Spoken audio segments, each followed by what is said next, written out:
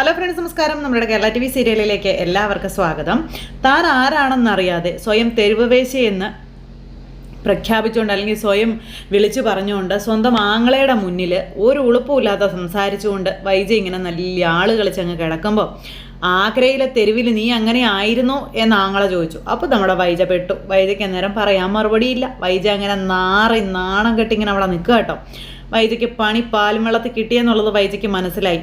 അത് കഴിഞ്ഞപ്പോൾ എന്തിനാ ഇടയ്ക്കിടയ്ക്ക് ആഗ്രഹ കാര്യങ്ങൾ പറയുന്നത്, അതൊക്കെ കഴിഞ്ഞു പോയ കാര്യങ്ങളല്ലേ എന്ന് പെങ്ങൾ ആങ്ങളയോട് ചോദിക്കുമ്പം ബാലചന്ദ്രൻ്റെ കാര്യവും അങ്ങനെ തന്നെയാണ്, അതും കഴിഞ്ഞു പോയ കാര്യമാണ്, 23 വർഷങ്ങൾക്ക് മുൻപ് സംഭവിച്ചു പോയൊരു കാര്യമാണ് അതെന്നൊക്കെ പറഞ്ഞ് ഇയാളും ഇങ്ങനെ പറയുക. അപ്പോൾ അത് കേട്ട് കഴിഞ്ഞപ്പോഴേക്കും വൈജയ്ക്കാണെങ്കിൽ ക്ഷമിക്കാനോ പൊറുക്കാനോ കഴിയില്ല എന്ന് ഇത് പറയണു. എന്നെ തേടി ആരും വന്നിട്ടില്ലെന്നും ഈ 23 വർഷങ്ങൾക്ക് ശേഷം ബാലചന്ദ്രനെ തേടി ഒരാൾ വന്നെന്നും അത് അയാളുടെ മകളാണെന്ന് പറയുമ്പോൾ എനിക്കത് അംഗീകരിച്ച് കൊടുക്കാൻ കഴിയില്ല എന്ന് പുള്ളിക്കാരി, അതായത് വൈജയന്തി പറയുക. അപ്പം നിനക്ക് അംഗീകരിച്ച് കൊടുക്കേണ്ടി വരും എന്ന് ഗംഗേട്ടനും പറഞ്ഞു. നാളെ നീ പ്രസവിച്ച ആ കുഞ്ഞ് അമ്മയെന്ന് വിളിച്ച് നിന്റെ മുന്നിൽ വന്നാൽ നീ എന്ത് ചെയ്യും എന്നും അദ്ദേഹം ചോദിച്ചു. അപ്പോൾ നീ ബാലചന്ദ്രനെ തള്ളിക്കളഞ്ഞിട്ട് ആ മകളെ സ്വീകരിക്കുമോ, അതോ മകളെ തള്ളിക്കളഞ്ഞിട്ട് ബാലചന്ദ്രനെ സ്വീകരിക്കുമോ, എന്തായിരിക്കും നിന്റെ നിലപാട്, അത് നിനക്കൊന്ന് പറയാൻ പറ്റുമോ എന്ന് ചോദിക്കുമ്പോൾ വൈജയ്ക്ക് മറുപടിയില്ല. എന്തെല്ലാം പറഞ്ഞാലും എൻ്റെ നാവടപ്പിക്കാനായിട്ടൊന്നും ഗംഗേട്ടൻ നോക്കണ്ടെന്നും അലീനയെന്ന് പറയുന്ന ബാലചന്ദ്രൻ്റെ മകളെ എനിക്ക് അംഗീകരിക്കാൻ കഴിയില്ല, ഞാനത് ഒരിക്കലും അംഗീകരിക്കുകയില്ല എന്നും പറഞ്ഞ് പുള്ളിക്കാരി വലിയ ഡയലോഗ് വീണ്ടും വീണ്ടും ഇങ്ങനെ ഇറക്കിക്കൊണ്ടിരിക്കുക. നീ ഒതുങ്ങിയാൽ നിനക്ക് കൊള്ളാം എന്ന് അദ്ദേഹം വീണ്ടും വീണ്ടും വളരെ മാന്യമായും മര്യാദയായും പറഞ്ഞു കൊടുത്തു. എവിടെ ആര് കേൾക്കാൻ, ആരോട് പറയാൻ? വൈജയ്ക്ക് അതൊന്നും കേൾക്കാനോ അനുസരിക്കാനോ മനസ്സിലാക്കാനുള്ള മനസ്സും ഇല്ല, തലച്ചോറും ഇല്ല. അലീനയോടുള്ള പക അതുമാത്രമേ ഇപ്പോൾ ഉള്ളിൻ്റെ ഉള്ളിലും അല്ലെങ്കിൽ പുറത്തും നോട്ടത്തിലും ഇരിപ്പിലും എല്ലാം ഉള്ളൂ. അത് പുള്ളിക്കാരി ഇങ്ങനെ ഗംഗേണ്ണോട് പറയുകയും ചെയ്തു. ആരൊക്കെ എന്തൊക്കെ പറഞ്ഞെന്ന് പറഞ്ഞാൽ ഇനി നിങ്ങളെല്ലാവരും അലീനയ്ക്കും ബാലചന്ദ്രനൊപ്പം കൂടിയെന്ന് പറഞ്ഞാലും ഞാൻ ഒരിക്കലും അവളെ ഞാൻ അംഗീകരിക്കില്ല, അവളെ ഞാൻ എൻ്റെ വീട്ടിൽ താമസിപ്പിക്കില്ല എന്ന് പറഞ്ഞു. അതിന് നിന്റെ തീരുമാനത്തിൻ്റെ ആവശ്യമില്ല, അത് ബാലചന്ദ്രൻ്റെ വീടാണ്, അവിടെ ആരൊക്കെ താമസിക്കണം, എങ്ങനെ എന്തിനു താമസിക്കണമെന്നൊക്കെ ബാലചന്ദ്രൻ തീരുമാനിക്കും, അവിടെ നിനക്കും യാതൊരു വോയിസും ഇല്ല എന്ന് അദ്ദേഹം പറയുന്നു. അത് പറഞ്ഞിട്ട് മര്യാദയാണെങ്കിൽ മര്യാദ, നന്നായാൽ നിനക്ക് തന്നെ കൊള്ളാവെന്നും പറഞ്ഞു. അങ്ങനെ അതും പറഞ്ഞ് അദ്ദേഹം പോകാൻ നോക്കുമ്പോൾ ഒരു കാര്യം ഗംഗേട്ടൻ ഓർത്തോ, ഒരിക്കലും അലീന താമസിക്കുന്ന വീട്ടിൽ ഞാൻ താമസിക്കില്ലെന്നും അലീനയുള്ളിടത്തേക്ക് ഞാൻ ആശുപത്രിയിൽ നിന്ന് വിട്ടാൽ പോവില്ല എന്നും പറയും. അപ്പോൾ തൻ്റെ തീരുമാനങ്ങൾക്കനുസരിച്ച് ഇനി ജീവിക്കുള്ളൂ എന്ന് പറയുമ്പം നിൻ്റെ ബുദ്ധി ഒരിക്കലും നേരെയാവില്ല, നിനക്ക് ജീവിക്കണമെന്ന് തെല്ലും ആഗ്രഹമില്ല, അതുകൊണ്ട് തന്നെ നിന്നോട് എന്ത് പറഞ്ഞിട്ടും കാര്യമില്ലെന്ന് എനിക്ക് മനസ്സിലായി. സ്വയം നശിക്കാൻ പുറപ്പെട്ടിറങ്ങിയിരിക്കുന്ന നിന്നോട് ഇനി ഞാനൊന്നും പറഞ്ഞു തരില്ല എന്നും പറഞ്ഞ് ഇനി നിൻ്റെ ഇഷ്ടം പോലെ നീ ചെയ്തോ, വരുന്ന ഭവിഷ്യത്തുകൾക്കൊന്നും ഞാനോ അല്ലെങ്കിൽ ശിവനോ രാജീവനോ ഇവരാരും ഉത്തരവാദികളായിരിക്കില്ല എന്നും പറഞ്ഞ് ശിവേട്ടൻ അവിടെ നിന്ന് അങ്ങ് ഇറങ്ങിപ്പോയി കഴിഞ്ഞപ്പോൾ നമ്മുടെ ബാലൻ പുറത്ത് വെയിറ്റ് ചെയ്ത് നിൽക്കുന്ന ബാലൻ്റെ അടുത്തേക്കാണ് ശിവേട്ടൻ ചെന്നപ്പോൾ ചോദിച്ചു, എന്ത് പറഞ്ഞു പെങ്ങൾ? അപ്പോൾ ഒരിക്കലും അവൾ അലീനയെ മനസ്സിലാക്കാൻ തയ്യാറാകുന്നില്ല എന്നും അതുപോലെ അലീനയുള്ള വീട്ടിലേക്ക് വരില്ല എന്ന് ആണ് പറയുന്നത് എന്നും പറഞ്ഞു. അപ്പോൾ എനിക്കെന്തായാലും അലീനയെ പുറത്താക്കിക്കൊണ്ട് നിങ്ങളുടെ പെങ്ങളെ വീട്ടിൽ കയറ്റി താമസിപ്പിക്കേണ്ട യാതൊരു ആവശ്യവും ഇല്ല എന്ന് പറയുമ്പോൾ ബാലൻ ഇങ്ങനെ നിർബന്ധ ബുദ്ധി കാണിക്കരുത്, കുറച്ചൊക്കെ ഒന്ന് വിട്ടുകൊടുക്കണം എന്നും പറഞ്ഞുകൊണ്ട് ഇങ്ങനെ പറഞ്ഞു കൊടുക്കുക. അത് കേട്ടപ്പോൾ നിങ്ങൾക്ക് ഉളുപ്പുണ്ടോ എന്നോട് ഇങ്ങനെ പറയാൻ എന്ന് ബാലൻ തിരിച്ച് ഇയാളോട് ചോദിച്ചു. നിങ്ങളുടെ പെങ്ങളുടെ സകല തോന്നിവാസങ്ങളും ഞാൻ സഹിച്ച് അല്ലയോ ഞാൻ അവരുടെ മുന്നിൽ ചെന്ന് കൈകൂപ്പി ഞാൻ പറയാം, അല്ലയോ ഭവതി, നിങ്ങൾ നിങ്ങളുടെ ഇഷ്ടം പോലെ എൻ്റെ വീട്ടിൽ താമസിച്ച് നിങ്ങൾക്കിഷ്ടമുള്ള പുരുഷന്മാരെയെല്ലാം പ്രാപിച്ച് ഈ പ്രായത്തിൽ നിങ്ങൾ ഒരു കുഞ്ഞിനും കൂടെ ജന്മം കൊടുത്ത് ആ കുഞ്ഞിനെ പ്രസവിച്ച് ഉപേക്ഷിച്ച് നിങ്ങളുടെ സ്വന്തം ഇഷ്ടത്തിനങ്ങ് ജീവിച്ചോ. ഭർത്താവെന്ന് പറയുന്നൊരു സ്ഥാനത്ത് വെറും ഒരു പാഴ് വസ്തുവായി ഒരു പേരിന് വേണ്ടി മാത്രം ഞാൻ അങ്ങനെ അങ്ങ് ജീവിച്ചോളാം എന്ന് ഞാൻ അവളോട് ചെന്ന് പറയട്ടെ എന്ന് ബാലൻ ഈ ഗംഗേട്ടനോട് ചോദിക്കുമ്പോൾ ഉണ്ടല്ലോ മനുഷ്യൻ നിന്നിടത്ത് നിന്ന് അങ്ങ് ഉരുകി തീരുക. കാരണം ബാലൻ പറയുന്ന ഓരോ വാക്കുകൾക്കും 1000 ആയുധങ്ങളുടെ മൂർച്ചയുണ്ട്, അതുപോലെ തന്നെ ഒരു പവറും ഉണ്ട്. അപ്പോൾ ഇതൊക്കെ കേട്ട് കഴിയുമ്പോൾ അയാൾക്കൊന്നും പറയാനില്ല. അയാളാണെങ്കിൽ ആ രീതിയിൽ ബാലനോട് സംസാരിക്കുമ്പോൾ അടിയല്ലാത്ത വാക്കിയൊക്കെ ബാലൻ കഴിക്കുന്നുണ്ട്, നാവ് കൊണ്ട് ബാലൻ അടിച്ച് വീഴ്ത്തുന്നുമുണ്ട്. എന്തായാലും ബാലൻ്റെ മുന്നിൽ പിടിച്ചു നിൽക്കാൻ ഗംഗേട്ടനെന്നല്ല സാക്ഷാൽ ദൈവം തമ്പുരാന് പോലും പറ്റില്ലാത്ത രീതിയിൽ ബാലൻ അവരെ എല്ലാവരും അടിച്ചിരുത്തുക.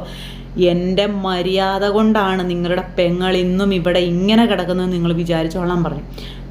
ഞാനിനി എന്ത് പറഞ്ഞിട്ട് എന്താ കാര്യം? ഒന്നും പറഞ്ഞിട്ട് കാര്യമില്ലെന്ന് അയാൾക്ക് അറിയാവുന്നതുകൊണ്ട് അയാൾ എന്നിട്ട് ബാലനോടും ഒക്കെ യാത്ര പറഞ്ഞിട്ട് അങ്ങ് പോയി. ഈ സമയത്ത് അവിടെ നമ്മുടെ കമലയുടെ അടുത്ത് ബുദ്ധിമുട്ടുകളും പരിവട്ടങ്ങളും സങ്കടങ്ങളും ഒക്കെ ആയിട്ട് അമ്മയെ കാണാനായിട്ട് മോള് വന്നേക്കും. അതാ നമ്മുടെ ബബിത മോള് വന്ന് അമ്മയെ കാണാനായിട്ട് ചെന്നു. മോളെ കണ്ടപ്പോഴത്തേക്ക് അമ്മയ്ക്ക് ഭയങ്കര സന്തോഷം. അപ്പോൾ എങ്ങനെയുണ്ട് മോളെ എന്ന് ചോദിക്കുമ്പം ഞങ്ങൾ എന്താ അമ്മ ചെയ്യേണ്ടത്? ഞങ്ങൾക്ക് ആകെ ദുഃഖമാണ്, ആകെ ദുരിതമാണ്. കമല ആൻറ്റിക്കാണെങ്കിലും ഇപ്പം ഞങ്ങളോട് വലിയ താല്പര്യമൊന്നുമില്ല, അവിടെ നിൽക്കുന്നത് ഇഷ്ടമല്ലെന്ന് ശിവനങ്ങൾ പറഞ്ഞു. ഞങ്ങൾ അവിടുന്ന് പോരണം എന്നാണ് പറയുന്നത്.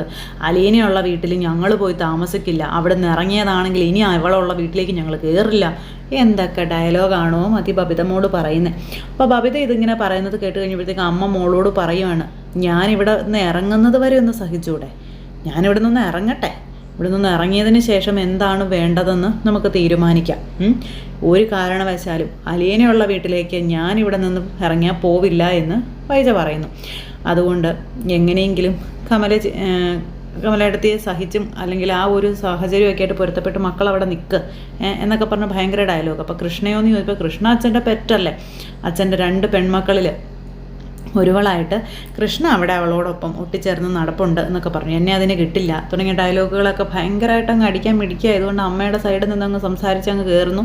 അമ്മയാണെങ്കിൽ മോളെ ചേർത്ത് അങ്ങ് പിടിക്കുന്നു. അമ്മ ആശുപത്രി കിടക്കുന്നതും മോൾക്ക് ഇപ്പം മോളുടെ തോന്നിവാസം കാണിക്കാനൊക്കെയുള്ള ഒരു ലൈസൻസ് ആയിട്ടാണ് മോള് കാണുന്നത്. എന്തായാലും അമ്മയോട് സംസാരിച്ച് അമ്മയുടെ അനുവാദമൊക്കെ മേടിച്ച് താൻ അമ്മ വന്നിട്ടേ ആ വീട്ടിലേക്കുള്ളൂ, അല്ലെങ്കിൽ അമ്മ എങ്ങോട്ട് പോകുന്നു അങ്ങോട്ടേ ഉള്ളൂ എന്നും പറഞ്ഞുകൊണ്ട് മോളും അമ്മയോട് യാത്ര പറഞ്ഞ് അവിടെ നിന്ന് അങ്ങ് പോവുക. ഈ പോകുന്നത് കൂട്ടുകാരനെ കാണാനാണ്. അപ്പോൾ കൂട്ടുകാരനെ ഫോൺ വിളിയാണ് വിളിച്ച് അവൻ പറഞ്ഞനുസരിച്ച് ചെന്നു. എന്നിട്ട് രണ്ടും കൂടെ ലോകം ചുറ്റുമാണ്. ഭയങ്കര പ്രേമമാണ് അവന് ബബിതയോട്. അങ്ങനെ പ്രേമിച്ച് 2 പേരും കൂടി നാട് മുഴുവൻ ബൈക്കിന് ചുറ്റുന്നു. ലാസ്റ്റ് 2 പേർക്കും കൂടി ഒറ്റയ്ക്കിരുന്ന് സംസാരിക്കണം, അതാണ് ഇതാണ് അങ്ങനെയാണ് ഇങ്ങനെയാണെന്നൊക്കെ പറഞ്ഞ് ചെവി അറിയാതെ ആളൊഴിഞ്ഞൊരു കെട്ടിടത്തിലേക്ക് ബബിതയും കൂട്ടിക്കൊണ്ട് ഇവൻ പോകുക. എന്നിട്ട് പതുക്കെ അപ്പോൾ നമ്മളെന്തിനാ ഇവിടേക്ക് വന്നതെന്ന് ചോദിക്കുമ്പോൾ നമുക്ക് നമ്മുടേതായ ഒരു പ്രൈവസി വേണ്ടേ? ആ രീതിയിലൊക്കെയുള്ള സംസാരവും കാര്യങ്ങളും എല്ലാം ആയിട്ട് ഇവളെയും വിളിച്ചുകൊണ്ട് ഒരു ആളൊഴിഞ്ഞൊരു കെട്ടിടത്തിലേക്ക് പോയി. അവിടെ ചെന്ന് എന്തായാലും അന്ന് അമ്മയ്ക്ക് പറ്റിയ അതേ തന്നെ ഇന്ന് ഈ മോൾക്കും പറ്റും. അമ്മയുടെ പാരമ്പര്യം ഏറ്റെടുക്കാൻ ഒരു മോളെങ്കിലും വേണമല്ലോ. ആ മോള് ബബിതയാണ്. എന്തായാലും ബബിതയ്ക്ക് പണി കിട്ടാൻ പോവുക.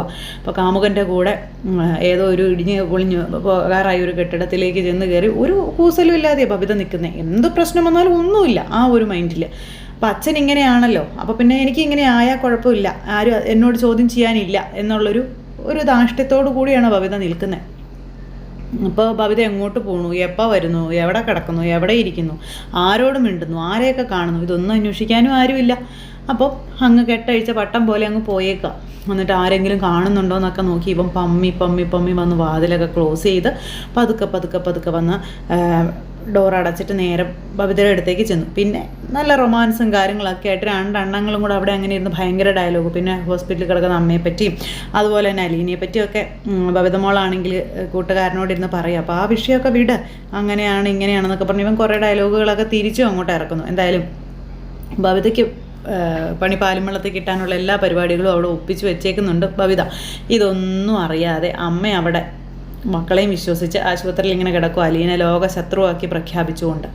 ഇതൊന്നും അറിയാതെ നമ്മുടെ ബാലൻ ഇങ്ങനെ ആ മനുഷ്യൻ്റെ കാര്യം നോക്കി ഇങ്ങനെ പോണു. മകൾ പോയതൊന്നും അറിയാതെ ബബിതയാണെങ്കിൽ നമ്മുടെ വൈജയാണെങ്കിൽ ഭയങ്കര ദേഷ്യത്തിൽ ഇങ്ങനെ അവിടെ കിടക്കുക. ഇതെല്ലാം കഴിഞ്ഞ് ബബിത കൂട്ടുകാരനുമായിട്ട് പോയി. പിന്നെ നമ്മുടെ അലീനയും അതുപോലെ കൃഷ്ണയൊക്കെയാണ് കാണിക്കുന്നത്. അപ്പം ബാലൻ ഹോസ്പിറ്റലിൽ പോയിട്ട് തിരിച്ച് വീട്ടിൽ വന്നു കഴിഞ്ഞപ്പോൾ പിള്ളേർ ബാലനോട് വിവരങ്ങളൊക്കെ ചോദിക്കുക, ഹോസ്പിറ്റലിലെ വിശേഷങ്ങളും കാര്യങ്ങളും ഒക്കെ.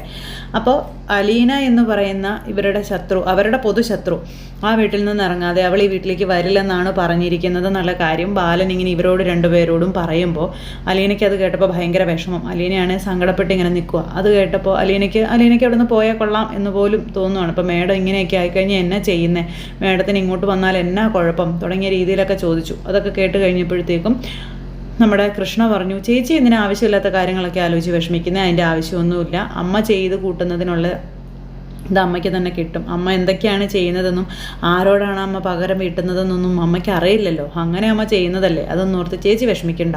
ഇങ്ങനെയൊക്കെ നമ്മുടെ കൃഷ്ണമോൾ ഇങ്ങനെ അലീനയെ പറഞ്ഞ് സമാധാനിപ്പിക്കാം. എന്തായാലും വിനാശകാലയെ വിപരീത ബുദ്ധി എന്ന് നമ്മുടെ മോഹൻലാൽ പറയുന്നത് പോലെ വൈജയുടെ വിപരീത ബുദ്ധിയും ബബിതയുടെ വിപരീത ബുദ്ധിയും ഇവർക്ക് രണ്ടു പേർക്കും വലിയ നഷ്ടങ്ങൾ തന്നെയാണ് വരുത്തി വെക്കാൻ പോകുന്നത്. അപ്പോൾ അങ്ങനെയൊക്കെയുള്ള ഒരു സിറ്റുവേഷനും കാര്യങ്ങളൊക്കെ ആയിട്ട് ഇന്നത്തെ നമ്മുടെ കഥ വരാനിരിപ്പുണ്ട്. ആരും തന്നെ മിസ് ചെയ്ത് കളയരുതിട്ട് എല്ലാവരും കാത്തിരുന്ന് കാണണേ. അപ്പോൾ നമ്മുടെ ഡയലോഗുകളിൽ ചില വ്യത്യാസങ്ങളും കാര്യങ്ങളൊക്കെ സംഭവിച്ചാലും സിറ്റുവേഷൻസ് എല്ലാം ഇത് തന്നെയാണ്. അപ്പോൾ ആരും മിസ് ചെയ്ത് കളയരുത് കേട്ടോ. അപ്പോൾ എല്ലാവർക്കും ടാറ്റാ.